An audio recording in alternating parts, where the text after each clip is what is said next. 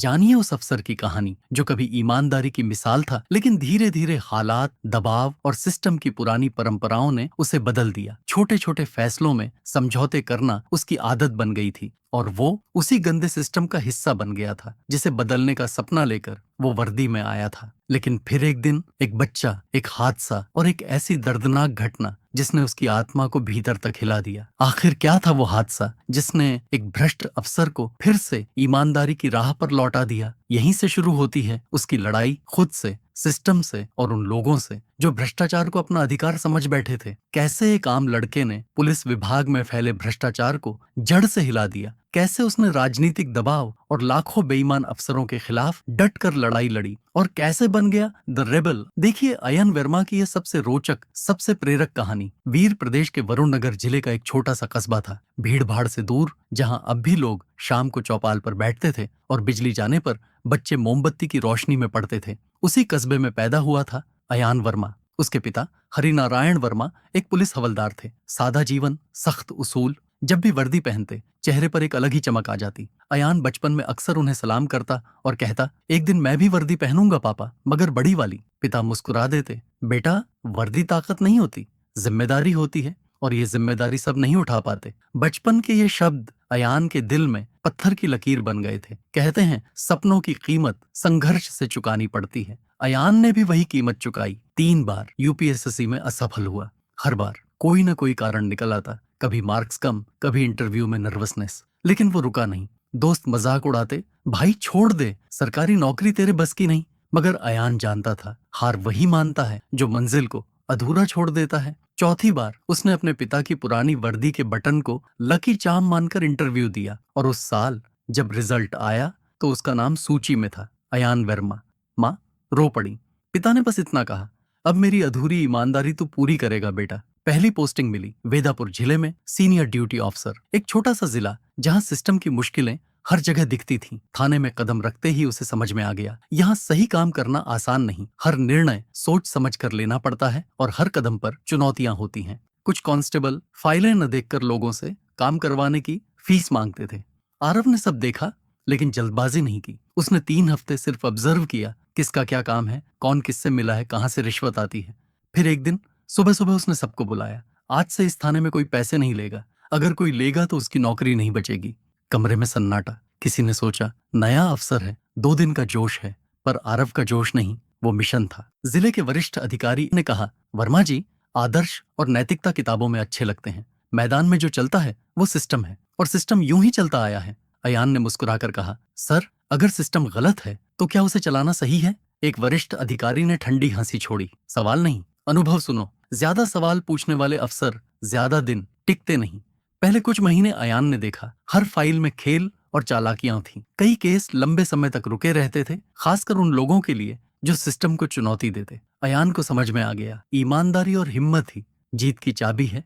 धीरे धीरे राजनीति और दबाव ने उस ईमानदार लड़के की आंखों की चमक कम करनी शुरू कर दी। वो भी सिस्टम की मुश्किलों में उलझ गया। छोटी गलतियां शुरू हुई, फिर समझौते बढ़ते गए। वो खुद से सोचने लगा, अगर सब ऐसा करते हैं तो मैं क्यों नहीं? वो भी एक साधारण इंसान था और सिस्टम की गंदगी में उसने खुद को गंदा कर लिया। वो लड़का अयान कभी बहुत ईमानदार अफसर था, सिस्टम बदलने का जज्बा लेकर आया था, लेकिन वक्त और हालात ने उसे बदल दिया। धीरे धीरे राजनीति और ताकतवर लोगों का दबाव उस पर बढ़ने लगा। शुरुआत में वह बचने की कोशिश करता रहा, लेकिन हर तरफ से कॉल, सिफारिशें और आदेश आते रहे। एक दिन ठेके की फाइल उसके टेबल पर अटक गई। एक छोटे व्यापारी ने बड़े आदर से कहा, साहब बस आपकी मदद चाहिए, अगर काम हो जाए तो हम थोड़ी सी मदद देंगे। अयान ने पहले मना किया, लेकिन फिर खुद से सोचा, सब ऐसा ही करते हैं, एक बार में क्या जाता है। यहीं से उसकी राह बदलने लगी। फाइल आगे बढ़ाई गई और उसे लगा कि उसने किसी अदृश्य रेखा को पार कर लिया है। उसके बाद वापसी शायद आसान नहीं थी। फिर ट्रांसफर और पोस्टिंग के खेल में वह धीरे धीरे फंस गया। शुरुआत में उसने सोचा था कि यह बस सिस्टम की मजबूरी है,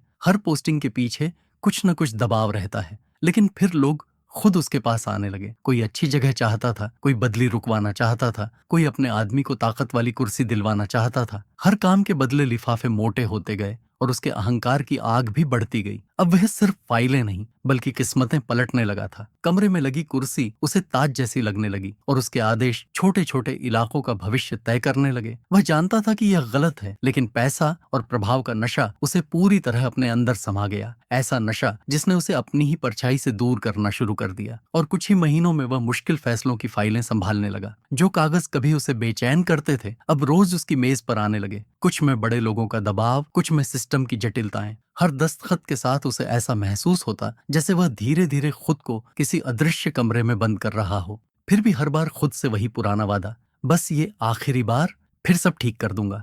वह रातों में जागकर सोचता कि कल से नई शुरुआत करेगा, पर सुबह होते ही फोन की घंटी, दबाव और लालच उसे फिर उसी रास्ते पर धकेल देते और हर बार वो और गहराई में डूबता गया। अब उसे एहसास होने लगा था कि यह रास्ता कोई सड़क नहीं, एक दलदल है जहां जितना वह छूटना चाहता उतना ही भीतर खींचता चला जाता। उसके आसपास सब सामान्य दिखता था, पर भीतर एक तूफान उठ चुका था जो उसकी आत्मा को चुपचाप अंदर से खा रहा था। फिर एक दिन कुछ ऐसा हुआ जिसने उसकी आत्मा को झकझोर दिया। एक रात तेज बारिश हो रही थी। अयान घर लौट ही रहा था कि वायरलेस पर आवाज आई, एक छोटे कस्बे के पास सड़क पर कार एक्सीडेंट, एक बच्चा गंभीर रूप से घायल हुआ। वो तुरंत वहां पहुंचा। सीन देखकर उसका दिल कांप गया। एक कार सड़क किनारे पलटी हुई थी, हेडलाइट टूटकर पानी में झिलमिला रही थी और पास एक मां अपने बच्चे को गोद में लिए सहमी हुई बैठी थी। बच्चा घायल था और मदद की जरूरत थी। अयान जैसे ही पास पहुंचा वो ठिठक गया।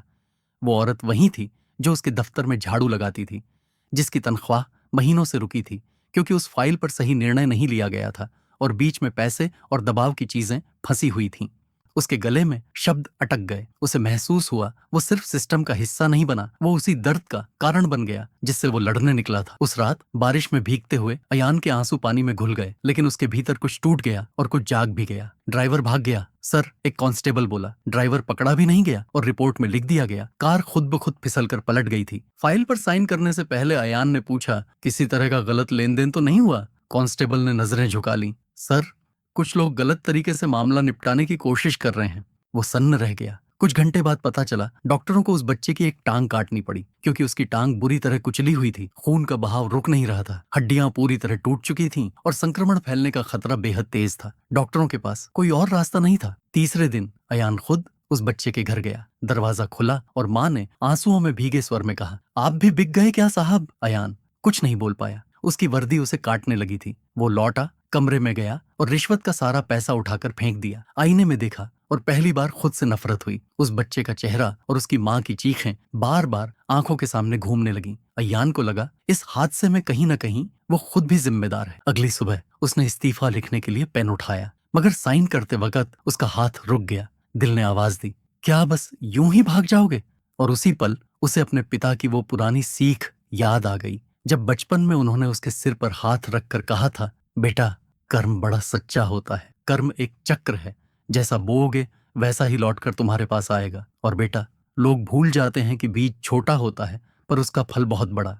एक छोटी सी ईमानदारी जिंदगी में बड़ा सुकून बनकर लौटती है और एक छोटी सी बेईमानी कभी कभी पूरी जिंदगी का बोझ बन जाती है। इसलिए बीज सोच समझ कर बोना, क्योंकि जब फसल उगती है तो केवल तुम्हें ही नहीं तुम्हारे आसपास के लोगों को भी उसका असर झेलना पड़ता है। गलती करोगे तो दर्द मिलेगा, सही करोगे तो मन में शांति। दुनिया देखे ना देखे पर तुम्हारा कर्म तुम्हें जरूर देखता है और एक दिन उसी का हिसाब लेकर तुम्हारे सामने खड़ा हो जाता है। इसलिए बेटा, हर कदम पर इतना साफ चलो कि कल जब आईना देखो तो खुद से नजरें न चुरानी पड़े। इसलिए जिंदगी में कभी ऐसा काम मत करना जो फिर वापस आकर तुम्हें दर्द दे। और अगर कभी गलती हो भी जाए तो भागना मत, उस गलती को सुधारने की हिम्मत करना, क्योंकि वही सुधार तुम्हारा कर्म ठीक करता है। उन शब्दों की गर्माहट अयान की आंखों में भर आई। उसने पेन नीचे रख दिया। दिल भारी था, लेकिन पहली बार उसके भीतर उम्मीद की एक हल्की रोशनी जली। गलतियां तुम्हारी थीं, सुधार भी तुम्हें ही करना होगा, उसने तय किया। अब वो उसी सिस्टम को भीतर से साफ करेगा। उसने एक गुप्त मिशन बनाया,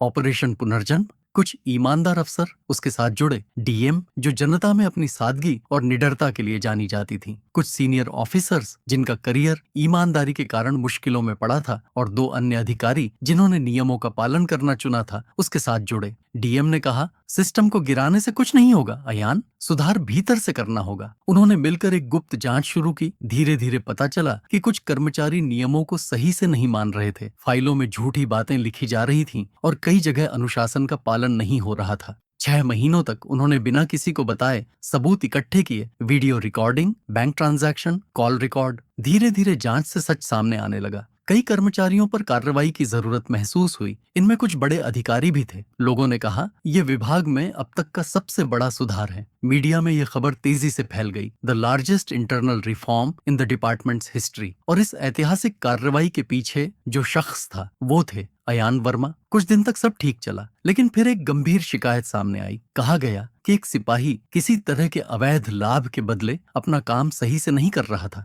आरव ने तुरंत जांच शुरू करवाई और पता चला शिकायत सही थी। वो उसी रात थाने पहुंचा और सबके सामने उस सिपाही के खिलाफ कड़ी कार्रवाई की। लोग हैरान। अगले दिन अखबार की हेडलाइन थी, नए अधिकारी ने भ्रष्टाचार विरोधी मुहिम शुरू की। लेकिन इसके साथ ही शुरू हुई मुश्किलें। ऊपर के अफसरों से फोन आने लगे, थोड़ा ढीला छोड़ो, सब ऐसे ही चलता है। पर आरव ने साफ कहा, सर अगर मैं भी ऐसे ही चलूं तो फिर लोग हमसे क्या उम्मीद रखें। धीरे धीरे उसके साथी, विभाग के लोग, यहाँ तक कि कुछ वरिष्ठ अधिकारी भी उससे नाराज हो गए। झूठे आरोप, ट्रांसफर की धमकियां, मीडिया में गलत खबरें। लेकिन आरव हर दिन और मजबूत होता गया। उसने एक नया कदम उठाया, जनता संवाद दिवस शुरू किया। हर शनिवार को वो आम नागरिकों से सीधे मिलता, शिकायतें सुनता और मौके पर एक्शन लेता। इससे जनता में भरोसा बढ़ा और धीरे धीरे सिस्टम के अंदर भी लोग बदलने लगे। प्रेस कॉन्फ्रेंस में पत्रकारों ने पूछा, क्या ये सब आपने किया? अयान ने माइक उठाया, हाँ, गलती मेरी भी थी। मैं भी पुराने सिस्टम का हिस्सा बन गया था। मैंने कई बातें अनदेखी की और कुछ केस आगे नहीं बढ़ पाए। लेकिन जब उस कार ट्रक हादसे में एक 8 साल के बच्चे की टांग गंवानी पड़ी और मुझे पता चला कि मामले को लेकर कुछ लोगों ने गंभीर लापरवाही की थी, तब मेरा दिल दहल गया। उसी पल मैंने तय किया, मैं अब इस गलत सिस्टम का हिस्सा नहीं बनूंगा। जो भी इसमें शामिल है उसे सच के सामने लाऊंगा। मैंने तय किया कि अब वही मेरी सजा और मेरा मकसद होगा। कमरा सन्नाटे से भर गया। किसी बड़े अधिकारी ने आज तक इस तरह अपनी गलती खुलकर नहीं मानी थी। कुछ लोगों ने ताली बजाई, कुछ ने गालियां दी। पर उस दिन अयान ने अपने भीतर के अपराधी को मार दिया था। जो लोग वर्षों से सिस्टम से फायदा उठा रहे थे वे अब परेशान हो उठे। कुछ प्रभावशाली लोगों ने फोन पर दबाव डालने की कोशिश की। विभाग के एक वरिष्ठ अधिकारी ने कहा, तू बहुत आदर्शवादी बन गया है वर्मा, लेकिन याद रख इस सिस्टम की जड़ें बहुत गहरी हैं। अगर उनमें हाथ डालेगा तो खुद मुश्किल में पड़ जाएगा। अयान ने शांत स्वर में कहा, तो जलने दीजिए सर, शायद इस बार राख से कुछ अच्छा होगे। कुछ ही हफ्तों में उसका ट्रांसफर दूर दराज के धवलपुर डिवीजन में कर दिया गया। वहां पूरा थाना कुछ ताकतवर लोगों के दबाव में काम करता था। लेकिन अब अयान बदला हुआ था। उसने जनता के लिए पब्लिक कंप्लेंट सेल खोला, जहां कोई भी सीधे शिकायत कर सकता था, बिना दलाल, बिना रिश्वत। मीडिया ने उसे फिर नाम दिया द रेबल। उस पर झूठे आरोप लगाए गए, पावर मिसयूज, इनडिसिप्लिन, पॉलिटिकल बायस। लेकिन अब वह डरता नहीं था। एक दिन उसने कैमरे के सामने आकर कहा, अगर आप बदलना चाहते हैं तो डरिए मत। भ्रष्टाचार तब तक जिंदा रहेगा जब तक ईमानदार लोग चुप रहेंगे। मैं अकेला नहीं हूं, लाखों अयान वर्मा इस देश में हैं। वो वीडियो सोशल मीडिया पर वायरल हो गया। लाखों युवाओं ने उसे साझा किया। कई प्रशिक्षण संस्थानों में उसके वीडियो को मॉरल करेज के उदाहरण की तरह चर्चा में लाया जाने लगा। लेकिन जिस सिस्टम से उसने टक्कर ली थी वो इतनी आसानी से हारने वाला नहीं था। एक शाम जब वो धवलपुर डिवीजन से शहर लौट रहा था, उसकी गाड़ी पर हमला हुआ। 3 गोलियां चलीं। ड्राइवर मौके पर मारा गया। अयान को 2 गोलियां लगीं, एक कंधे में, दूसरी पसलियों के पास। 3 दिन तक वो आईसीयू में रहा। देश भर में लोग दुआएं मांगते रहे। कई बोले अब नहीं बचेगा। लेकिन चौथे दिन जब उसकी आंखें खुली, उसने कहा, शरीर मिटाया जा सकता है, सोच नहीं। 3 साल बाद वेदापुर जिले में एक नई इमारत खड़ी थी, पब्लिक ट्रस्ट ऑफिस। अब यहाँ हर शिकायत ऑनलाइन ट्रैक होती थी। हर अधिकारी की जवाबदेही तय थी। लोग कहते थे पहले काम रुक जाता था, अब समय पर हो जाता है। अयान रोज जनता से मिलता। डीएम, जो अब राज्य की प्रमुख सचिव बन चुकी थी, कहती, जो काम अयान ने शुरू किया वही इस राज्य की नई पहचान बनेगा। पुलिस अकादमी के वार्षिक समारोह में सैकड़ों नए आईपीएस अफसर पास आउट हो रहे थे। अयान मुख्य वक्ता था। वो मंच पर आया, हल्की मुस्कान के साथ, चेहरे पर पुराने जख्मों के निशान, लेकिन आंखों में ईमानदारी की चमक। उसने कहा, जब मैंने पहली बार वर्दी पहनी थी तो सोचा था कि मैं ताकतवर बन गया हूं, पर असली ताकत तब मिली जब मैंने अपनी गलती मानी। वर्दी आपको सम्मान नहीं देती, आपका कर्म देता है। अगर आप इस वर्दी को गंदा करेंगे तो आने वाली पीढ़ियां इसे पहनने से डरेंगी, पर अगर आप इसे ईमानदारी से निभाएंगे तो यही वर्दी राष्ट्र की सबसे बड़ी प्रेरणा बनेगी। कई साल बाद भी जब कोई अफसर भ्रष्टाचार के खिलाफ आवाज उठाता है तो लोग कहते हैं वो अयान वर्मा वाला जुनून है। उसकी सोच अब सिस्टम का हिस्सा बन चुकी थी। उसने अपने नाम को नहीं बल्कि ईमानदारी को जिंदा कर दिया। सूरज ढल रहा था। अयान अपने पुराने थाने के सामने खड़ा था जहां से उसकी कहानी शुरू हुई थी। उसने दीवार पर टंगा पुलिस का प्रतीक चिन्ह देखा और खुद से कहा, गलती इंसान से होती है लेकिन सुधार इंसानियत से। उसने आसमान की ओर देखा, उस 8 साल के बच्चे के दर्द को नमन करता हुआ जिसने उसे भीतर तक बदल दिया। और उसी क्षण उसे एहसास हुआ, बदलाव संभव है अगर हिम्मत हो और ईमानदारी साथ हो। ये सिर्फ उसकी कहानी नहीं थी, ये हर उस इंसान की कहानी थी जो सिस्टम से हार नहीं मानता। फ्रेंड्स, ये कहानी सिर्फ मनोरंजन और सीख देने की भावना से बनाई गई है। इसमें शामिल सभी पात्र, स्थान, घटनाएं और संवाद पूर्णतः कल्पना पर आधारित हैं। किसी भी जीवित या वास्तविक व्यक्ति, संस्था या परिस्थिति से इनका कोई प्रत्यक्ष या परोक्ष संबंध नहीं है। इसे केवल एक रचनात्मक कथा के रूप में देखें। हमारा मकसद किसी की भावनाओं को आहत करना नहीं है। अगर यह कहानी आपको अच्छी लगी हो तो वीडियो को लाइक करें, चैनल को सब्सक्राइब करें, इसे दूसरों तक पहुंचाइए और कमेंट में बताएं इस कहानी में कौन सा मोड़ या निर्णय आपको सबसे ज्यादा प्रभावशाली लगा।